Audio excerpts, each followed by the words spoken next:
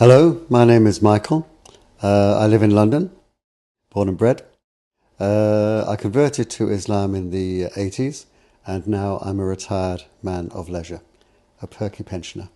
I was born in London, but in fact I'm from Irish parents, and after a few years my parents separated, and I was brought up until my mid-teens in actual Irish industrial schools. These were Dickensian-type institutions run by nuns. Our nuns were the Sisters of Mercy, but we used to call them Sisters of No Mercy because they didn't hold back. And then after that I went on to boarding schools, and they were run by priests. And so I had a very, very strict Catholic upbringing. And in fact, at the secondary school that I was at the boarding school, the priests, they had to say Mass every day on a daily basis. So I would have to serve Mass and ring the bell when the host was consecrated, and, you know, I knew all when to kneel down, when to stand up, when to swing the incense, all of this sort of thing. Yeah, and that was my childhood. Actually, I'll tell you a little side story. I went back to that school years later, about 40 years later, and I was trying to find the place. And I was asking locals, you know, where this particular school was. And they said, look, you know, you said that, you know, you were brought up in this school, you were there for several years, but you don't know the area at all. I said, well, I don't. It was like a prison. I was at the school and we never went out. Occasionally we would go for outings, but it was like a monastic experience. I was brought up amongst the fathers of the church, and I didn't get out until my mid-teens, when I went to a regular Catholic day school, and it kind of went down there from there. The good thing about the boarding school, they were very strict, and but when I was given a bit of free rein, I took advantage of it. Anyway, I left school and I spent a few years in the armed forces, in the British Army, and I had a rare old time, as they say. And strangely enough, despite the fact that I was from a Catholic background, I was serving in Northern Ireland, policing the Catholic Republican population in Derry, or Londonderry, or Legendary as we call it now. And it was very strange to me to think, as I was driving or patrolling the streets, there were a lot of Protestant people, you know, cheering us on. And if they had only known there wasn't a drop of English blood in me, or a drop of Protestant blood in me, it's just one of life's little quirks, one of life's funny things. Okay, how did I learn about Islam? Well, the peculiar thing was, I did a number of years in the British Army, and I gave full rein, and I really had a great time. But when I left the British Army, I worked for a time in Germany, and then I went back to Ireland, and I stayed with my mother. And I was in a very difficult situation there because I couldn't tell the Irish people about the fact that I'd been a British soldier. And another peculiar thing, my father was actually a Catholic priest. I couldn't mention that to them.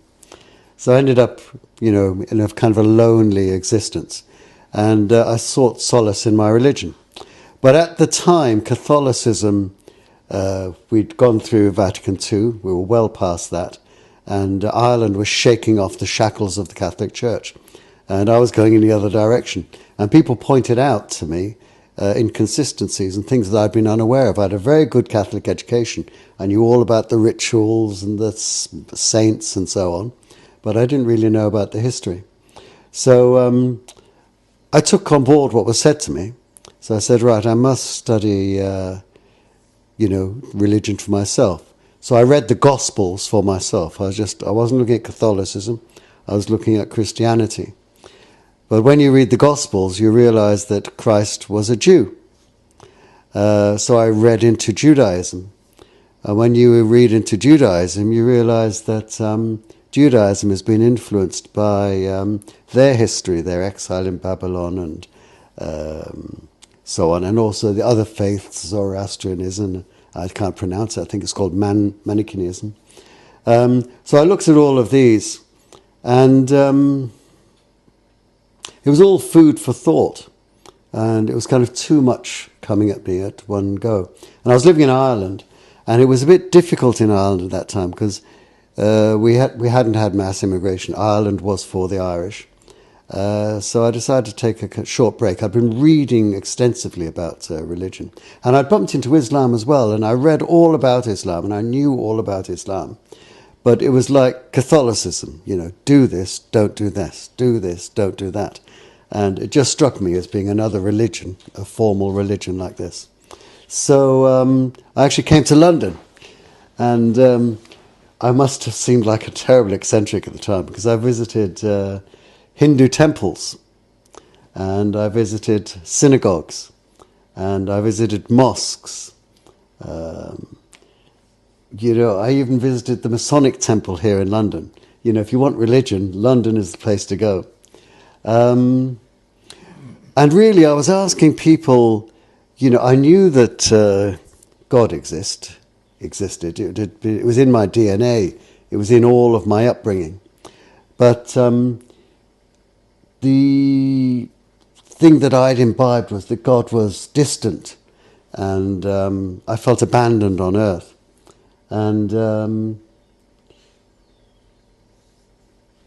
there were all sorts of peculiar questions like this, and I was asking this, what is the point of the faith? I understand the rules and regulations. I know God exists. I know the devil exists, and so on.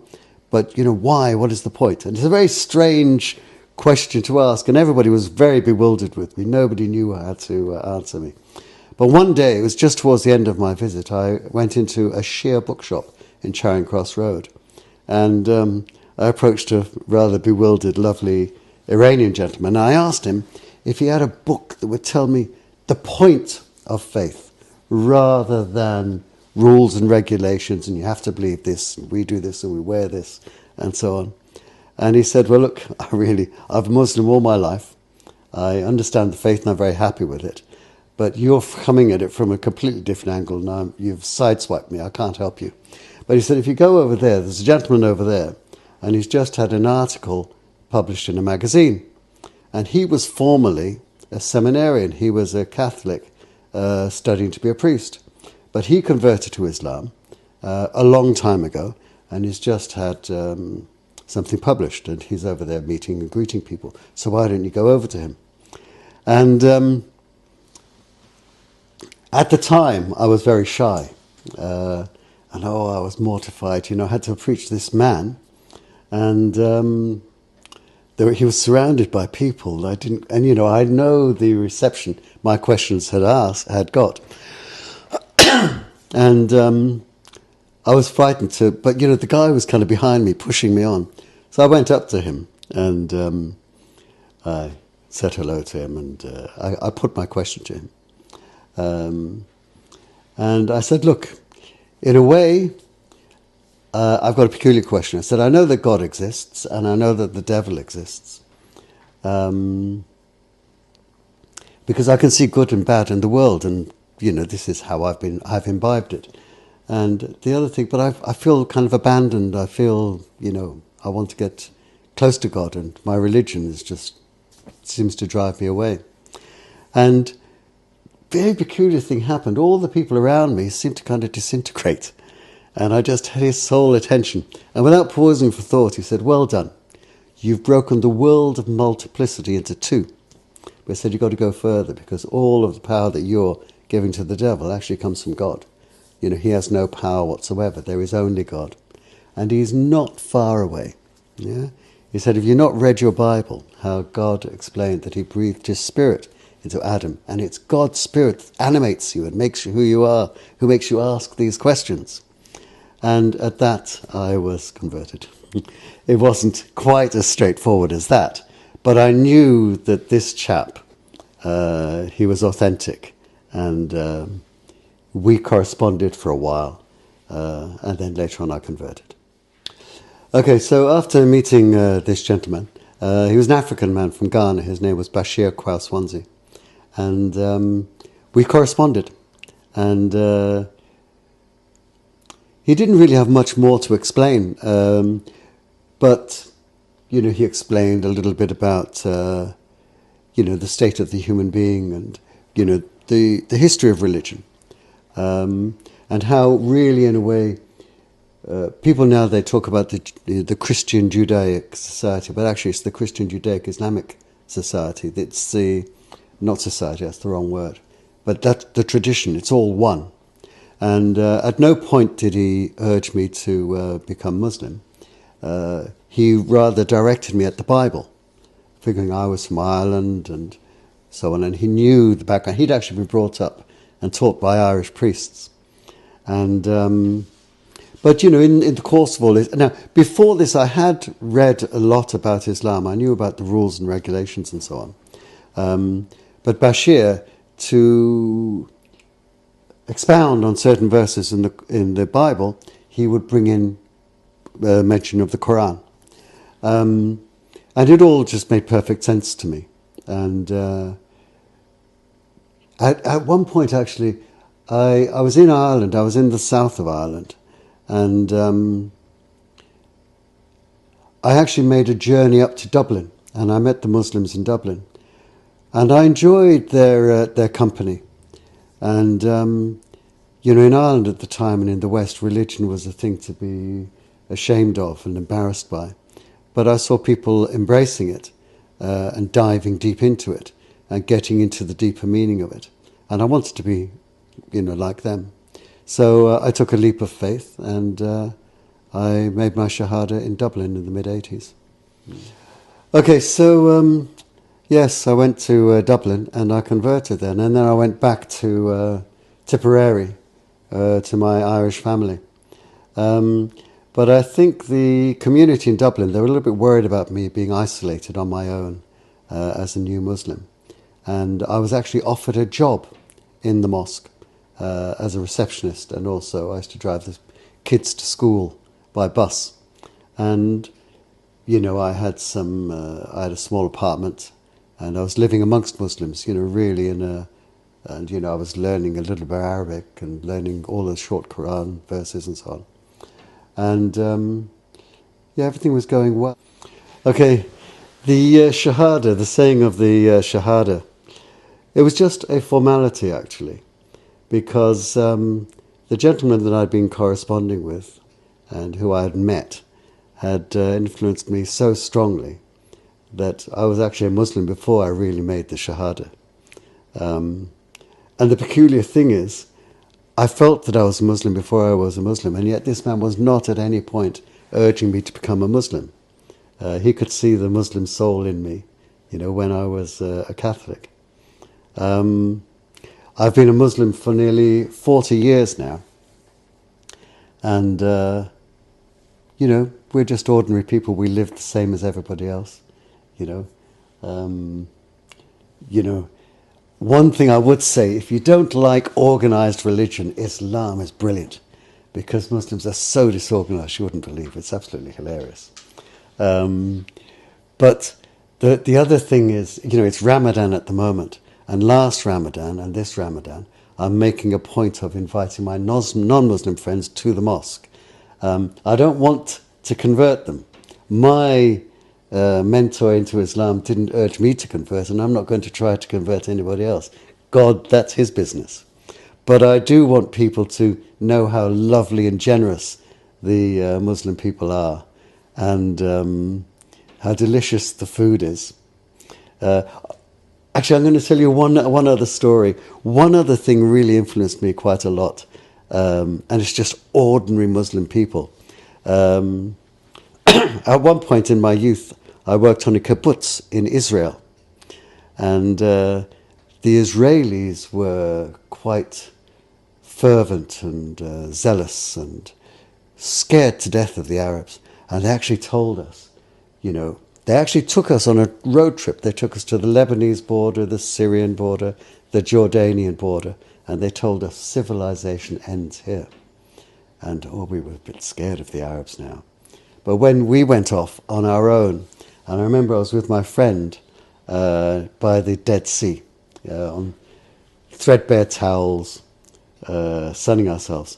And there was an Arab family next to us, and they smiled at us, and we tried to, you know, acknowledge them, but we were scared of them. And then they sent their kids over, with food and drink, and we said no. We were being very English, and they were being very Arab, and they insisted, and they fed us, and they gave us stuff to drink, and they were really, really lovely. And I couldn't understand Arabic, they couldn't understand English, but you know, I want people to realize that that is the nature of the Arabs and the Muslims. And in fact, I went back to the kibbutz and I said, you wouldn't believe it. These Arabs that you told me were dreadful people, they were really lovely. And the Jews were a bit perplexed, the people on the kibbutz. And they said, actually, they're only being like that because their religion tells them that they must be like this. And I was a bit, what a stupid answer. But I was so bamboozled with it, I just let it go. Actually, at the moment, we're going through a very tough time. At the moment, Gaza is being bombed and so on. But I did some research, and actually the kibbutz that I worked on, I realized, I did some research, and I found out that it was actually built on a Palestinian village. And all of the Palestinians had been driven out. Their houses were blown up by the Hagana, and they were mined in case they should return. But anyway, I had this experience as well as my good friend Bashir. Actually, I'm married to a Moroccan lady, and the Moroccans are, they're really, really wonderful people. Really, really wonderful people. A very quirky, delicious food, and they'll just melt your heart. But the funny thing was, I went back to Jerusalem in the year 2020. Sorry, at millennium 2000, the year 2000, and at my work, I was told, "Look, you have to take leave. You've built up leave, and you've got to take it now, or you'll lose it." And also, I had a young boy, and my mother-in-law, God bless her, and our place was really packed. So I said to my wife, "Please, can I have permission to go?" She said, "Go." So I went there. And I was kind of going solo, and I was a little bit nervous. But lo and behold, I met a Moroccan Jewish lady who I had met on a course. And when I went to Jerusalem, she looked after me really well, and her and her family. And, despite the fact that she was a Jewish lady, she remembered with warmth her Moroccan connection, converted to the Islamic faith in the mid-80s, as I said before. And I travelled up from Tipperary in Ireland to the capital. And I approached the Imam and I told him I wanted to make Shahada. So he told me, I had actually been praying with the community, travelling up from the odd weekends, getting to know them. And so we did Dhuhr Salah, and then I was pulled aside and I made the Shahada in front of everybody. And I've never been hugged so much in all of my life. And here I am nearly 40 years later. In a way, it was a kind of a leap of faith. You can't know everything at the beginning. But, the basis of Islam is so simple. One God, one religion, one people. We're all one. I feel very happy that I am a Muslim. But the thing is that I found it a little bit difficult because with my family were real Irish people. And I couldn't even tell a lot of Irish people that anything about I couldn't tell them that I was a child of a Catholic priest. I couldn't tell them that I was an ex-soldier. And now how was I going to tell them that I was a Muslim? But, I told them, and they really didn't understand. Either you get it or you don't. But, I go back and I visit my family now. But every time I go back, I'm getting a bit aged now. And the one thing I do with my cousin, we get in the car and we visit all of our deceased relatives and we pray for them. Because that's where we all end. Muslims, Christians, we all die, we meet our Lord. Become normal relationship with your family. Oh yeah, I love my family. Yeah. There's no problem with that at all. you would have to kind of understand rural Ireland. I mean, I don't mean to be dismissive or anything, but it's east meets west, and never the twain shall meet. It's a little bit like that. It's very lucky to have a good relation with your family. Yeah, but mind you, strangely enough, I mean, Ireland, the Catholic faith died a lot in Ireland, but it's been resurrected now because there are lots of Poles and Ukrainians going there, and now they're filling up the churches. And now there are lots and lots of Muslims. There was one mosque in Dublin when I was there. Now there are two main mosques, and there are mosques all over. So they become accept people who convert to Islam. Yeah, and there's a lot of people. A lot of people have become Muslim through marriage, and that's the best way to. Well, it's not the best way, but it's a great way when families mix. This is how God knits His carpet. With all of us meeting and merging.